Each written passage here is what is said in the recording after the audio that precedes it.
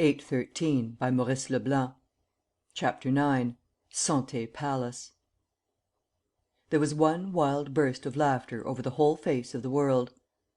True, the capture of Arsène Lupin made a big sensation, and the public did not grudge the police the praise which they deserved for this revenge so long hoped for and now so fully obtained.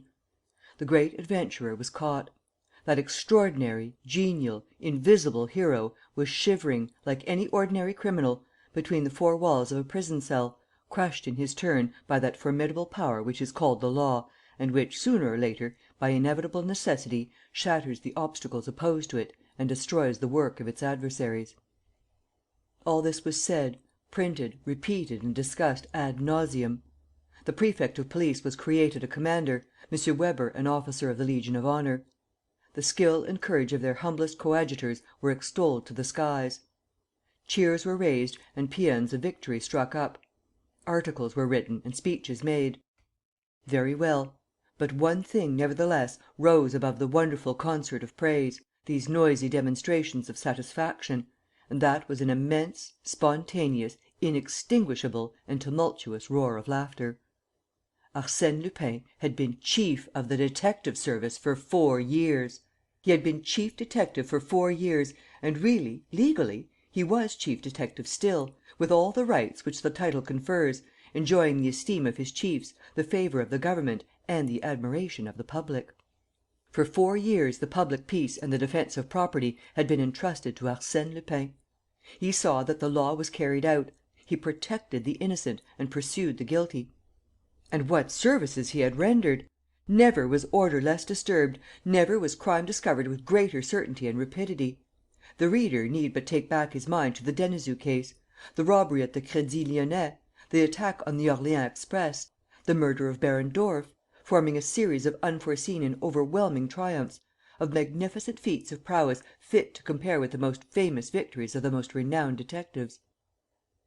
Not so very long before, in a speech delivered at the time of the fire at the Louvre and the capture of the incendiaries, Valenglay, the Prime Minister, had said, speaking in defence of the somewhat arbitrary manner in which M. Lenormand had acted on that occasion: "With his great powers of discernment, his energy, his qualities of decision and execution, his unexpected methods, his inexhaustible resources, M. Lenormand reminds us of the only man who, if he were still alive, could hope to hold his own against him. I mean Arsène Lupin. M. Lenormand is an Arsène Lupin in the service of society." And lo and behold, M. Lenormand was none other than Arsène Lupin. That he was a Russian prince, who cared? Lupin was an old hand at such changes of personality as that. But chief detective? What a delicious irony! What a whimsical humour in the conduct of that extraordinary life! M. Lenormand, Arsène Lupin. People were now able to explain to themselves the apparently miraculous feats of intelligence which had quite recently bewildered the crowd and baffled the police. They understood how his accomplice had been juggled away in the middle of the Palais de Justice itself, in broad daylight and on the appointed day. Had he himself not said, "My process is so ingenious and so simple, how surprised people will be on the day when I am free to speak." Is that all? I shall be asked. That is all, but it had to be thought of. It was indeed childishly simple. All you had to do was to be chief of the detective service. Well, Lupin was chief of the detective service, and every police officer obeying his orders had made himself the involuntary and unconscious accomplice of Arsène Lupin. What a comedy! What admirable bluff! It was the monumental and consoling farce of these drab times of ours. Lupin in prison, Lupin irretrievably conquered was, in spite of himself, the great conqueror. From his cell he shone over Paris. He was more than ever the idol, more than ever the master. When Arsène Lupin awoke next morning, in his room at the Santé Palace, as he at once nicknamed it, he had a very clear vision of the enormous sensation which would be produced by his arrest under the double name of Sernine and Lenormand, and the double title of prince and chief of the detective service. He rubbed his hands and gave vent to his thoughts. A man can have no better companion in his loneliness than the approval of his contemporaries. Oh, fame, the sun of all living men! Seen by daylight, his cell pleased him even better than at night. The window, placed high up in the wall, afforded a glimpse of the branches of a tree, through which peeped the blue of the sky above. The walls were white. There was only one table and one chair, both fastened to the floor, but everything was quite nice and clean. "Come," he said, "a little rest cure here will be rather charming. But let us see to our toilet. Have I all I want? No. In that case, ring twice for the chambermaid." He pressed the button of an apparatus beside the door, which released a signalling disc in the corridor. After a moment, bolts and bars were drawn outside, a key turned in the lock and a warder appeared. "Hot water, please," said Lupin. The other looked at him with an air of mingled amazement and rage. "Oh," said Lupin, "and a bath towel. By Jove, there's no bath towel!"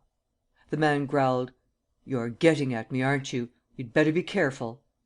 He was going away, when Lupin caught him roughly by the arm. "Here, 100 francs if you'll post a letter for me." He took out a 100-franc note, which he had concealed during the search, and offered it to him.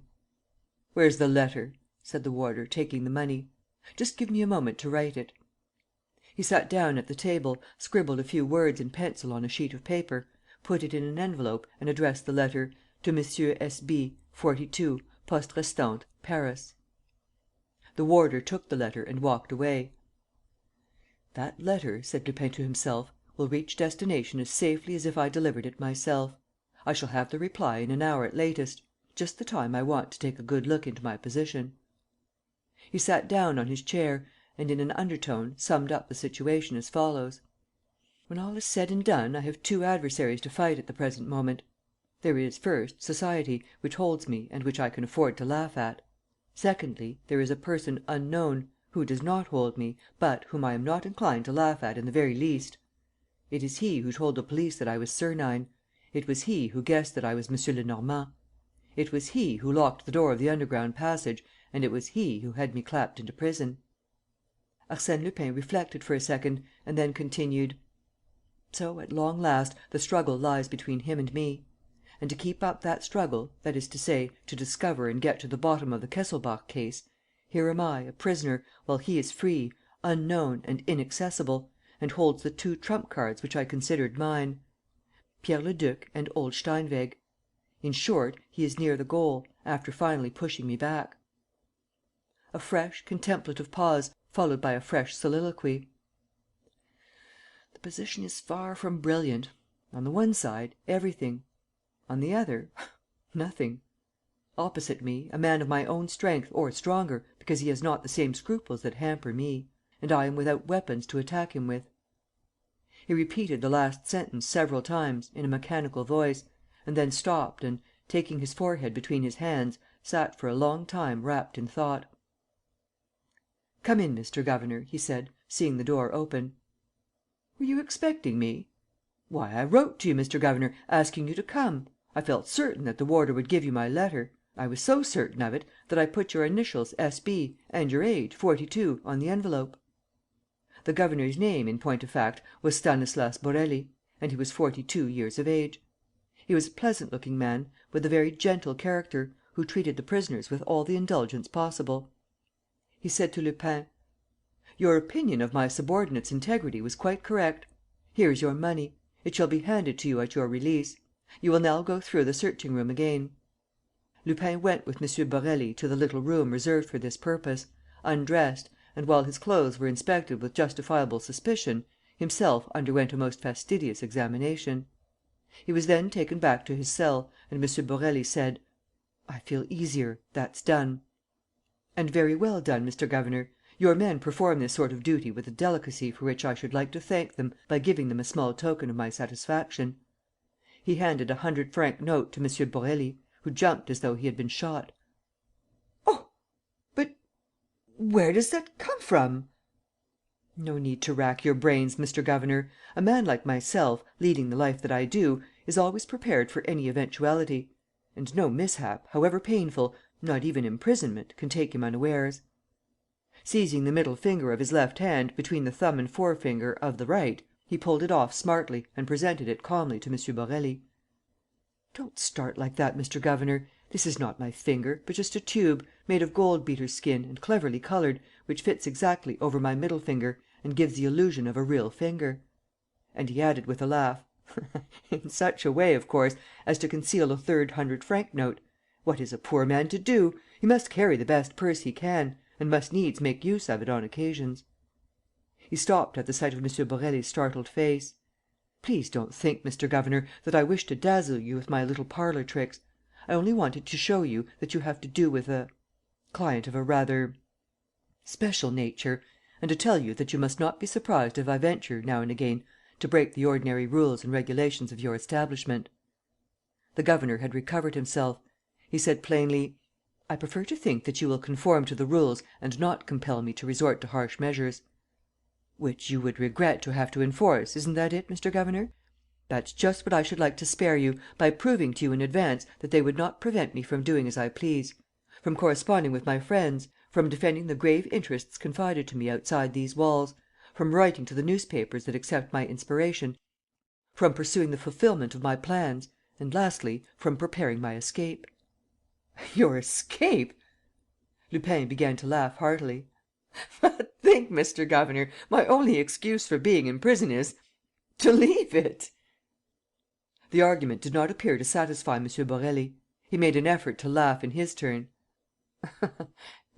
"Forewarned is forearmed," he said. "That's what I wanted," Lupin replied. "Take all your precautions, Mr. Governor, neglect nothing, so that later they may have nothing to reproach you with. On the other hand, I shall arrange things in such a way that, whatever annoyance you may have to bear in consequence of my escape, your career, at least, shall not suffer. That is all I had to say to you, Mr. Governor. You can go." And while M. Borély walked away, greatly perturbed by his singular charge and very anxious about the events in preparation, the prisoner threw himself on his bed, muttering: "What cheek, Lupin, old fellow, what cheek! Really, any one would think that you had some idea as to how you were going to get out of this." The Santé prison is built on the star plan. In the centre of the main portion is a round hall, upon which all the corridors converge, so that no prisoner is able to leave his cell without being at once perceived by the overseers posted in the glass box which occupies the middle of that central hall. The thing that most surprises the visitor who goes over the prison is that at every moment he will meet prisoners without a guard of any kind, who seem to move about as though they were absolutely free. In reality, in order to go from one point to another, for instance from their cell to the van waiting in the yard to take them to the Palais de Justice for the magistrate's examination, they pass along straight lines each of which ends in a door that is opened to them by a warder. The sole duty of the warder is to open and shut this door and to watch the two straight lines which it commands. And thus the prisoners, while apparently at liberty to come and go as they please, are sent from door to door, from eye to eye, like so many parcels passed from hand to hand. Outside, municipal guards receive the object and pack it into one of the compartments of the salad basket. This is the ordinary routine.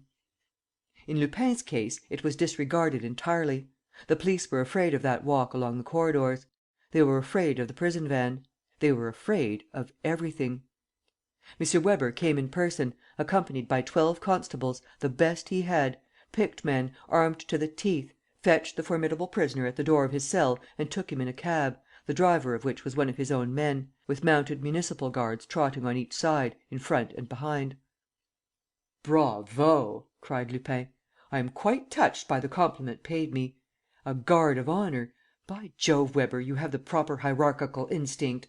You don't forget what is due to your immediate chief." And tapping him on the shoulder: "Weber, I intend to send in my resignation. I shall name you as my successor." "It's almost done," said Weber. "That's good news. I was a little anxious about my escape. Now I am easy in my mind. From the moment when Weber is chief of the detective service." M. Weber did not reply to the gibe. At heart, he had a queer, complex feeling in the presence of his adversary, a feeling made up of the fear with which Lupin inspired him, the deference which he entertained for Prince Sernine and the respectful admiration which he had always shown to M. Lenormand. All this was mingled with spite, envy and satisfied hatred. They arrived at the Palais de Justice. At the foot of the mousetrap, a number of detectives were waiting, among whom M. Weber rejoiced to see his best two lieutenants, the brothers Doudeville. "Has M. Formerie come?" he asked. "Yes, chief. Monsieur le Juge d'Instruction is in his room." M. Weber went up the stairs, followed by Lupin, who had the Doudevilles on either side of him. "Geneviève?" whispered the prisoner. "Saved. Where is she?" With her grandmother. Mrs. Kesselbach? In Paris, at the Bristol. Suzanne? Disappeared. Steinweg? Released. What has he told you? Nothing. Won't make any revelations except to you. Why? We told him he owed his release to you. Newspapers good this morning? Excellent. Good. If you want to write to me, here are my instructions." They had reached the inner corridor on the first floor, and Lupin slipped a pellet of paper into the hand of one of the brothers. M. Formerie uttered a delicious phrase when Lupin entered his room accompanied by the deputy chief: "Ah, there you are! I knew we should lay hands on you some day or other." "So did I, Monsieur le Juge d'Instruction," said Lupin, "and I am glad that you have been marked out by fate to do justice to the honest man that I am." "He's getting at me," thought M. Formerie. And in the same ironical and serious tone as Lupin, he retorted: "The honest man that you are, sir, will be asked what he has to say about 344 separate cases of larceny, burglary, swindling and forgery, blackmail, receiving and so on. 344. "What! Is that all?" cried Lupin. "I really feel quite ashamed." "Don't distress yourself. I shall discover more. But let us proceed in order. Arsène Lupin, in spite of all our inquiries, we have no definite information as to your real name." "How odd! No more have I." "We are not even in a position to declare that you are the same Arsène Lupin who was confined in the Santé a few years back, and from there made his first escape." "His first escape is good and does you credit." "It so happens, in fact," continued M. Formerie, "that the Arsène Lupin card in the measuring department gives a description of Arsène Lupin which differs at all points from your real description." "How more and more odd!" "Different marks, different measurements, different finger prints. The two photographs, even, are quite unlike. I will therefore ask you to satisfy us as to your exact identity." "That's just what I was going to ask you. I have lived under so many distinct names that I have ended by forgetting my own. I don't know where I am." "So I must enter a refusal to answer? An inability? Is this a thought out plan? Am I to expect the same silence in reply to all my questions?" "Very nearly." "And why?" Lupin struck a solemn attitude and said: "Monsieur le Juge d'Instruction, my life belongs to history. You have only to turn over the annals of the past 15 years and your curiosity will be satisfied. So much for my part. As to the rest, it does not concern me. It is an affair between you and the murderers at the Palace Hotel. Arsène Lupin, the honest man that you are, will have to day to explain the murder of Master Altenheim." "Hullo, this is new! Is the idea yours, Monsieur le Juge d'Instruction?" "Exactly." "Very clever. Upon my word, M. Formerie, you're getting on. The position in which you were captured leaves no doubt."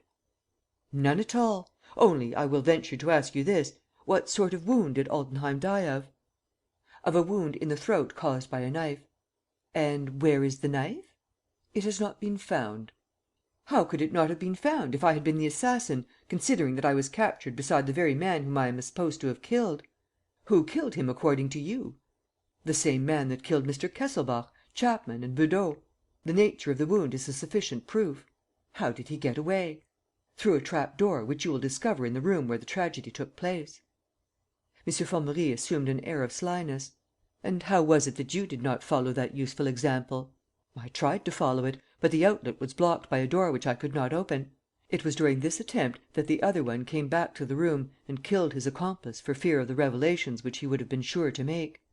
At the same time, he hid in a cupboard, where it was subsequently found, the parcel of clothes which I had prepared." "What were those clothes for?" "To disguise myself. When I went to the Glycines my plan was this: to hand Altenheim over to the police, to suppress my own identity as Prince Sernine and to reappear under the features of M. Lenormand, I suppose?" "Exactly." "No." "What?" M. Formerie gave a knowing smile and wagged his forefinger from left to right and right to left. "No," he repeated. "What do you mean by no?" "That story about M. Lenormand." "Well?" "Will do for the public, my friend. But you won't make M. Formerie swallow that Lupin and Lenormand were one and the same man." He burst out laughing: "Lupin, chief of the detective service! No, anything you like, but not that. There are limits. I'm an easy going fellow. I'll believe anything. But still. Come, between ourselves, what was the reason of this fresh hoax? I confess I can't see." Lupin looked at him in astonishment. In spite of all that he knew of M. Formerie, he could not conceive such a degree of infatuation and blindness. There was at that moment only one person in the world who refused to believe in Prince Sernine's double personality; and that was M. Formerie. Lupin turned to the deputy chief, who stood listening open-mouthed. "My dear Weber, I fear your promotion is not so certain as I thought. For, you see, if M. Lenormand is not myself, then he exists.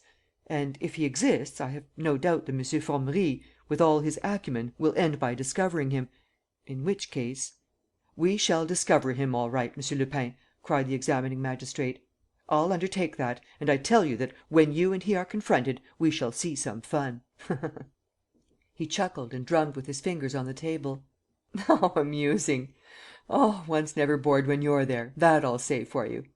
So you're M. Lenormand, and it's you who arrested your accomplice Marco?" "Just so. Wasn't it my duty to please the prime minister and save the cabinet? The fact is historical." M. Formerie held his sides. "I shall die of laughing, I know I shall. Lord, what a joke! That answer will travel round the world. So, according to your theory, it was with you that I made the first inquiries at the Palace Hotel after the murder of Mr. Kesselbach?" "Surely it was with me that you investigated the case of the stolen coronet when I was Duc de Chamerace?" retorted Lupin in a sarcastic voice. M. Formerie gave a start. All his merriment was dispelled by that odious recollection. Turning suddenly grave, he asked: "So you persist in that absurd theory?" "I must, because it is the truth. It would be easy for you to take a steamer to Cochin China and to find at Saigon the proofs of the death of the real M. Lenormand, the worthy man whom I replaced and whose death certificate I can show you." "Humbug!" "Upon my word, Monsieur le Juge d'Instruction, I don't care one way or the other. If it annoys you that I should be M. Lenormand, don't let's talk about it. We won't talk about myself. We won't talk about anything at all, if you prefer. Besides, of what use can it be to you? The Kesselbach case is such a tangled affair that I myself don't know where I stand. There's only one man who might help you. I've not succeeded in discovering him, and I don't think that you. What's the man's name?" "He's an old man, a German called Steinweg. But, of course, you've heard about him, Weber, and the way in which he was carried off in the middle of the Palais de Justice." M. Formerie threw an inquiring glance at the deputy chief. M. Weber said: "I undertake to bring that person to you, Monsieur le Juge d'Instruction." "So that's done," said M. Formerie, rising from his chair. "As you see, Lupin, this was merely a formal examination to bring the two duellists together. Now that we have crossed swords, all that we need is the necessary witness of our fencing match, your counsel." "Tut! Is it indispensable?" "Indispensable." "Employ counsel in view of such an unlikely trial?" "You must." "In that case, I'll choose Maître Quimbel." "The president of the Corporation of the Bar! You are wise. You will be well defended." The first sitting was over. M. Weber led the prisoner away. As he went down the stairs of the Mousetrap, between the two Doudevilles, Lupin said, in short imperative sentences: "Watch Steinweg. Don't let him speak to anybody. Be there to morrow. I'll give you some letters. One for you, important." Downstairs, he walked up to the municipal guards surrounding the taxi cab: "Home, boys!" he exclaimed. "And quick about it. I have an appointment with myself for 2 o'clock precisely." There were no incidents during the drive. On returning to his cell, Lupin wrote a long letter, full of detailed instructions, to the brothers Doudeville, and 2 other letters. One was for Geneviève: "Geneviève, you now know who I am, and you will understand why I concealed from you the name of him who twice carried you away in his arms when you were a little girl. Geneviève, I was your mother's friend, a distant friend, of whose double life she knew nothing, but upon whom she thought that she could rely. And that is why, before dying, she wrote me a few lines asking me to watch over you. Unworthy as I am of your esteem, Geneviève, I shall continue faithful to that trust. Do not drive me from your heart entirely. "ARSÈNE LUPIN." The other letter was addressed to Dolores Kesselbach. Prince Sernine was led to seek Mrs. Kesselbach's acquaintance by motives of self-interest alone. But a great longing to devote himself to her was the cause of his continuing it. Now that Prince Sernine has become merely Arsène Lupin, he begs Mrs. Kesselbach not to deprive him of the right of protecting her, at a distance and as a man protects one whom he will never see again. There were some envelopes on the table. He took up one and took up a second. Then, when he took up the third, he noticed a sheet of white paper, the presence of which surprised him, and which had words stuck upon it, evidently cut out of a newspaper. He read: "You have failed in your fight with the baron. Give up interesting yourself in the case, and I will not oppose your escape. L.M." Once more Lupin had that sense of repulsion and terror with which this nameless and fabulous being always inspired him, a sense of disgust which one feels at touching a venomous animal, a reptile. "He again," he said. "Even here!" That also scared him, the sudden vision which he at times received of this hostile power, a power as great as his own and disposing of formidable means, the extent of which he himself was unable to realize. He at once suspected his warder. But how had it been possible to corrupt that hard-featured, stern-eyed man? "Well, so much the better, after all," he cried. "I have never had to do except with dullards. In order to fight myself, I had to chuck myself into the command of the detective service. This time, I have some one to deal with. Here's a man who puts me in his pocket, by sleight of hand, one might say. If I succeed, from my prison cell, in avoiding his blows and smashing him, in seeing old Steinweg and dragging his confession from him, in setting the Kesselbach case on its legs and turning the whole of it into cash, in defending Mrs. Kesselbach and winning fortune and happiness for Geneviève, well, then Lupin will be Lupin still." 11 days passed. On the 12th day, Lupin woke very early and exclaimed: "Let me see. If my calculations are correct, and if the gods are on my side, there will be some news to day. I have had 4 interviews with Formerie. The fellow must be worked up to the right point now. And the Doudevilles, on their side, must have been busy. We shall have some fun." He flung out his fists to right and left, brought them back to his chest, then flung them out again and brought them back again. This movement, which executed 30 times in succession, was followed by a bending of his body backwards and forwards. Next came an alternate lifting of the legs and then an alternate swinging of the arms.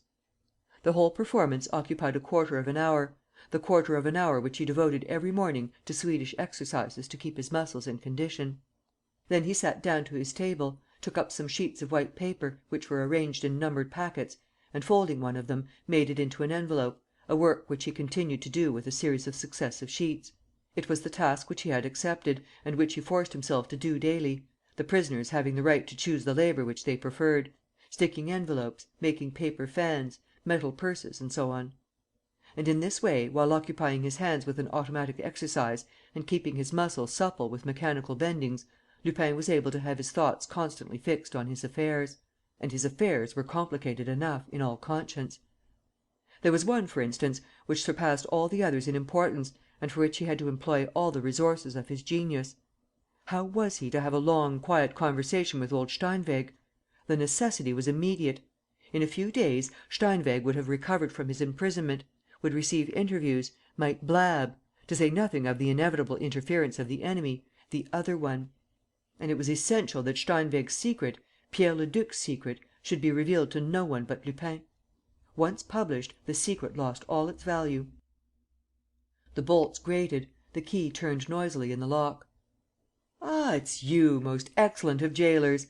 Has the moment come for the last toilet, the hair-cut that precedes the great final cut of all?" "Magistrate's examination," said the man, laconically. Lupin walked through the corridors of the prison and was received by the municipal guards, who locked him into the prison van. He reached the Palais de Justice 20 minutes later. One of the Doudevilles was waiting near the stairs. As they went up, he said to Lupin: "You'll be confronted to day." "Everything settled?" "Yes." "Weber?" "Busy elsewhere." Lupin walked into M. Formerie's room and at once recognized old Steinweg, sitting on a chair, looking ill and wretched. A municipal guard was standing behind him. M. Formerie scrutinized the prisoner attentively, as though he hoped to draw important conclusions from his contemplation of him, and said: "You know who this gentleman is?" "Why, Steinweg, of course."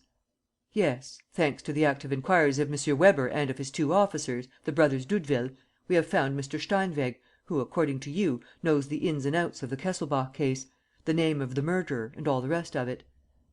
"I congratulate you, Monsieur le Juge d'Instruction. Your examination will go swimmingly." "I think so. There is only one 'but.' Mr. Steinweg refuses to reveal anything except in your presence." "Well, I never! How odd of him! Does Arsène Lupin inspire him with so much affection and esteem?" "Not Arsène Lupin, but Prince Sernine, who, he says, saved his life, and M. Lenormand, with whom, he says, he began a conversation." "At the time when I was chief of the detective service," Lupin broke in. "So you consent to admit?" "Mr. Steinweg," said the magistrate, "do you recognize M. Lenormand?" "No, but I know that Arsène Lupin and he are one." "So you consent to speak?" "Yes, but...." "We are not alone." "How do you mean? There is only my clerk here and the guard." "Monsieur le Juge d'Instruction, the secret which I am about to reveal is so important that you yourself would be sorry. Guard, go outside, please," said M. Formerie. "Come back at once if I call. Do you object to my clerk, Steinweg?" "No, no, it might be better. But, however...." "Then speak. For that matter, nothing that you reveal will be put down in black on white. One word more, though. I ask you for the last time, is it indispensable that the prisoner should be present at this interview?" "Quite indispensable. You will see the reason for yourself." He drew the chair up to the magistrate's desk. Lupin remained standing, near the clerk. And the old man, speaking in a loud voice, said: "It is now 10 years since a series of circumstances, which I need not enter into, made me acquainted with the extraordinary story in which two persons are concerned." "Their names, please?" "I will give the names presently. For the moment, let me say that one of these persons occupies an exceptional position in France and that the other, an Italian, or rather a Spaniard. Yes, a Spaniard." A bound across the room, followed by two formidable blows of the fist. Lupin's two arms had darted out to right and left, as though impelled by springs, and his two fists, hard as cannon balls, caught the magistrate and his clerk on the jaw, just below the ear. The magistrate and the clerk collapsed over their tables, in two lumps, without a moan. "Well hit!" said Lupin. "That was a neat bit of work." He went to the door and locked it softly. Then, returning: "Steinweg, have you the chloroform?" "Are you quite sure that they have fainted?" asked the old man, trembling with fear. "What do you think? But it will only last for 3 or 4 minutes; and that is not long enough." The German produced from his pocket a bottle and 2 pads of cotton wool, ready prepared. Lupin uncorked the bottle, poured a few drops of the chloroform on the 2 pads and held them to the noses of the magistrate and his clerk. "Capital! We have 10 minutes of peace and quiet before us. That will do, but let's make haste all the same. And not a word too much, old man, do you hear?" He took him by the arm: "You see what I am able to do. Here we are, alone in the very heart of the Palais de Justice, because I wished it." "Yes," said the old man. "So you are going to tell me your secret?" "Yes. I told it to Kesselbach, because he was rich and could turn it to better account than anybody I knew. But, prisoner and absolutely powerless though you are, I consider you 100 times as strong as Kesselbach with his 100 millions." "In that case, speak, and let us take things in their proper order. The name of the murderer." "That's impossible." "How do you mean, impossible? I thought you knew it and were going to tell me everything." "Everything, but not that." "But ..." "Later on." "You're mad. Why?" "I have no proofs. Later, when you are free, we will hunt together. Besides, what's the good? And then, really, I can't tell you." "You're afraid of him?" "Yes." "Very well," said Lupin. "After all, that's not the most urgent matter. As to the rest, you've made up your mind to speak?" "Without reserve." "Well, then, answer. Who is Pierre Leduc?" "Hermann IV., Grand Duke of Zweibrucken Veldenz, Prince of Berncastel, Count of Fistingen, Lord of Wiesbaden and other places." Lupin felt a thrill of joy at learning that his protégé was definitely not the son of a pork butcher. "The devil!" he muttered. "So we have a handle to our name. As far as I remember, the Grand Duchy of Zweibrucken Veldenz is in Prussia." "Yes, on the Moselle. The House of Veldenz is a branch of the Palatin House of Zweibrucken. The Grand Duchy was occupied by the French after the Peace of Luneville, and formed part of the department of Montagnard. In 1814, it was restored in favour of Hermann I., the great grandfather of Pierre Leduc. His son, Hermann II., spent a riotous youth, ruined himself, squandered the finances of his country and made himself impossible to his subjects, who ended by partly burning the old castle at Veldenz and driving their sovereign out of his dominions. The Grand Duchy was then administered and governed by 3 regents, in the name of Hermann II., who, by a curious anomaly, did not abdicate, but retained his title as reigning Grand Duke. He lived, rather short of cash, in Berlin. Later, he fought in the French war, by the side of Bismarck, of whom he was a friend. He was killed by a shell at the siege of Paris, and in dying entrusted Bismarck with the charge of his son Hermann, that is, Hermann III." "The father, therefore, of our Leduc," said Lupin. "Yes. The chancellor took a liking to Hermann III., and used often to employ him as a secret envoy to persons of distinction abroad. At the fall of his patron, Hermann III. left Berlin, travelled about, and returned and settled in Dresden. When Bismarck died, Hermann III. was there. He himself died 2 years later. These are public facts, known to everybody in Germany. And that is the story of the three Hermanns, Grand Dukes of Zweibrück and Veldenz, in the 19th century." "But the fourth, Hermann IV., the one in whom we are interested?" "We will speak of him presently. Let us now pass on to unknown facts." "Facts known to you alone?" said Lupin. "To me alone and to a few others." "How do you mean, a few others? Hasn't the secret been kept?" "Yes, yes, the secret has been well kept by all who know it. Have no fear. It is very much to their interest, I assure you, not to divulge it." "Then how do you know it?"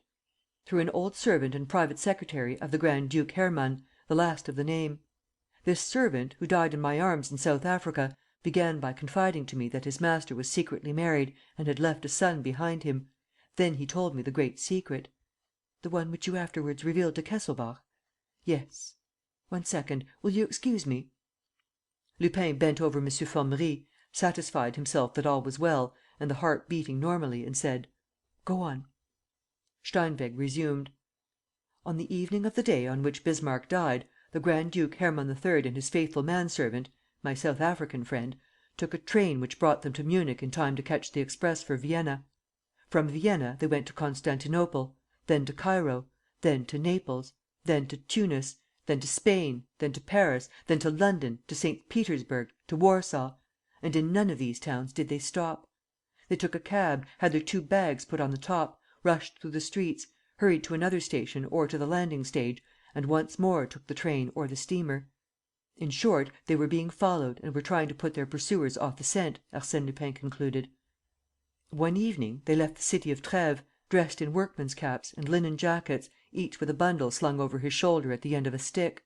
They covered on foot the 22 miles to Veldenz, where the old castle of Zweibrücken stands, or rather the ruins of the old castle.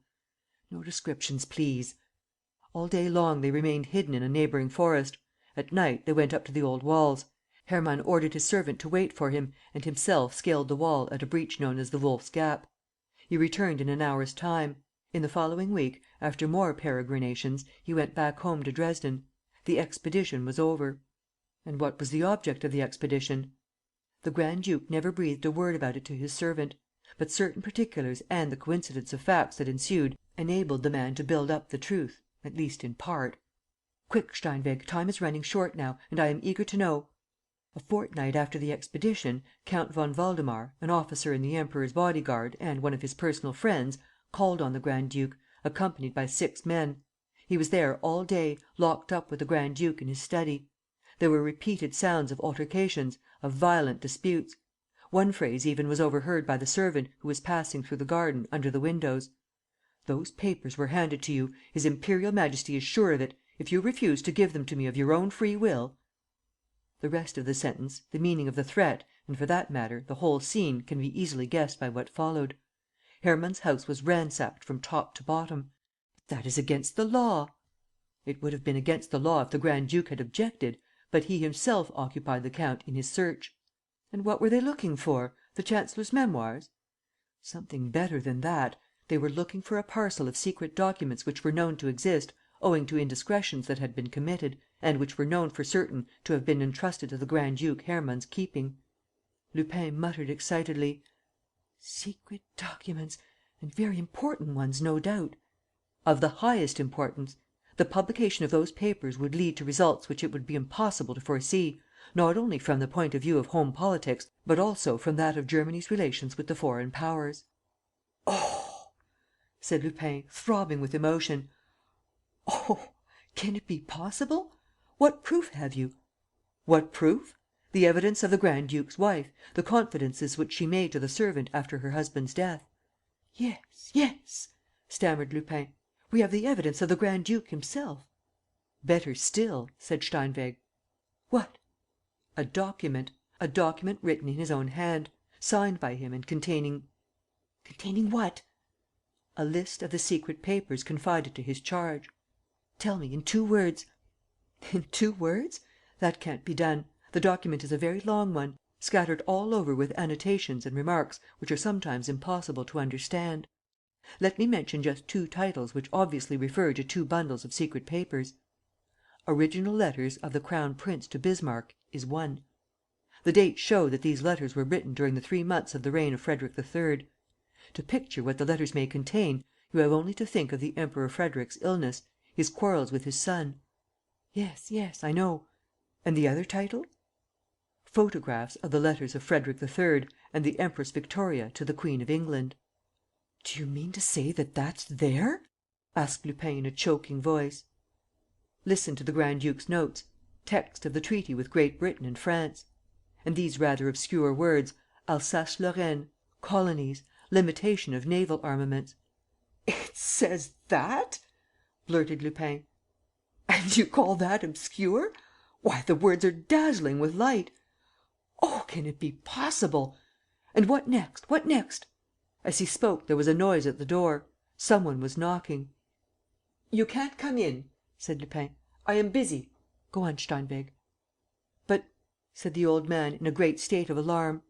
The door was shaken violently and Lupin recognized Weber's voice.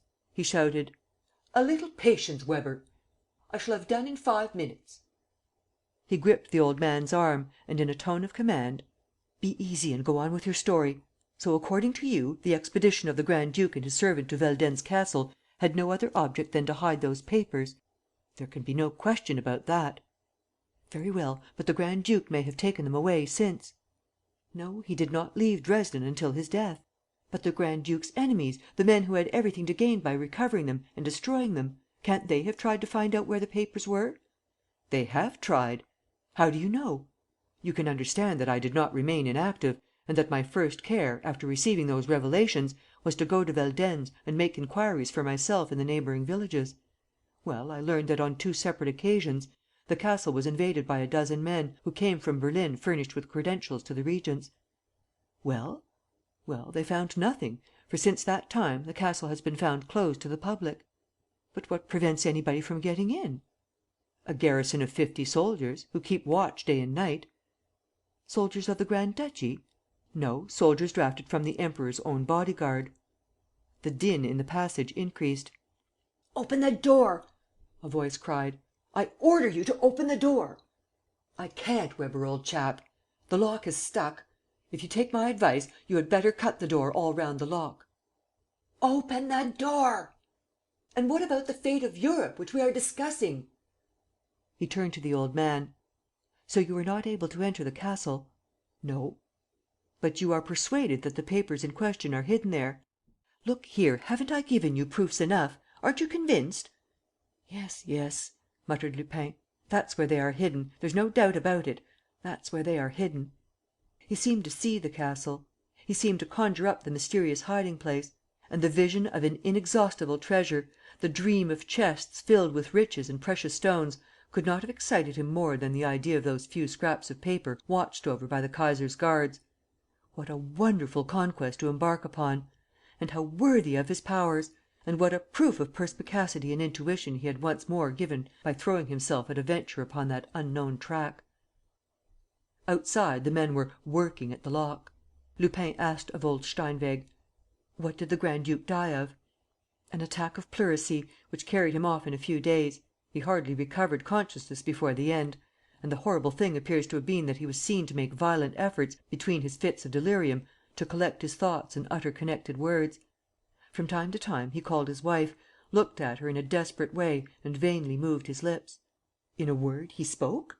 said Lupin, cutting him short, for the "working" at the lock was beginning to make him anxious. "No, he did not speak. But, in a comparatively lucid moment, he summoned up the energy to make some marks on a piece of paper which his wife gave him." "Well, those marks?" "They were illegible, for the most part." "For the most part? But the others?" asked Lupin, greedily. "The others?" "There were, first, 3 perfectly distinct figures: an 8, a 1 and a 3. "Yes, 813, I know. And next?" "And next, there were some letters." Several letters, of which all that can be made out for certain are a group of 3 followed, immediately after, by a group of 2 letters. Apo on, is that it? Oh, so you know!" The lock was yielding. Almost all the screws had been taken out. Lupin, suddenly alarmed at the thought of being interrupted, asked: "So that this incomplete word, Apo on, and the number 813 are the formulas which the grand duke bequeathed to his wife and son to enable them to find the secret papers?" "Yes." "What became of the grand duke's wife?" "She died soon after her husband, of grief, one might say." "And was the child looked after by the family?" "What family? The grand duke had no brothers or sisters. Moreover, he was only morganatically and secretly married. No, the child was taken away by Hermann's old manservant, who brought him up under the name of Pierre Leduc. He was a bad type of boy, self-willed, capricious and troublesome. One day, he went off and was never seen again." "Did he know the secret of his birth?" "Yes, and he was shown the sheet of paper on which Hermann III. Had written the letters and figures." "And after that this revelation was made to no one but yourself?" "That's all." "And you confided only in Mr. Kesselbach?" "Yes, but, out of prudence, while showing him the sheet of letters and figures and the list of which I spoke to you, I kept both those documents in my own possession. Events have proved that I was right." Lupin was now clinging to the door with both hands. "Weber!" he roared. "You're very indiscreet. I shall report you." "Steinweg, have you those documents?" "Yes." "Are they in a safe place?" "Absolutely." "In Paris?" "No." "So much the better. Don't forget that your life is in danger and that you have people after you." "I know. The least false step and I am done for." "Exactly. So take your precautions, throw the enemy off the scent, go and fetch your papers and await my instructions. The thing is cut and dried. In a month, at latest, we will go to Veldenz Castle together." "Suppose I'm in prison?" "I will take you out." "Can you?" "The very day after I come out myself. No, I'm wrong: the same evening, an hour later." "You have the means?" "Since the last 10 minutes, an infallible means. You have nothing more to say to me?" "No." "Then I'll open the door." He pulled back the door and, bowing to M. Weber: "My poor old Weber, I don't know what excuse to make." He did not finish his sentence. The sudden inrush of the deputy chief and 3 policemen left him no time. M. Weber was white with rage and indignation. The sight of the 2 men lying outstretched quite unsettled him. "Dead!" he exclaimed. "Not a bit of it, not a bit of it!" chuckled Lupin. "Only asleep. Formerie was tired out. So I allowed him a few moments' rest." "Enough of this humbug!" shouted M. Weber. And, turning to the policeman, "Take him back to the Santé and keep your eyes open, damn it! As for this visitor. ..." Lupin learned nothing more as to Weber's intentions with regard to old Steinweg. A crowd of municipal guards and police constables hustled him down to the prison van. On the stairs, Doudeville whispered: "Weber had a line to warn him. It told him to mind the confrontation and to be on his guards with Steinweg. The note was signed L.M." But Lupin hardly bothered his head about all this. What did he care for the murderer's hatred or old Steinweg's fate? He possessed Rudolf Kesselbach's secret. Chapter 10.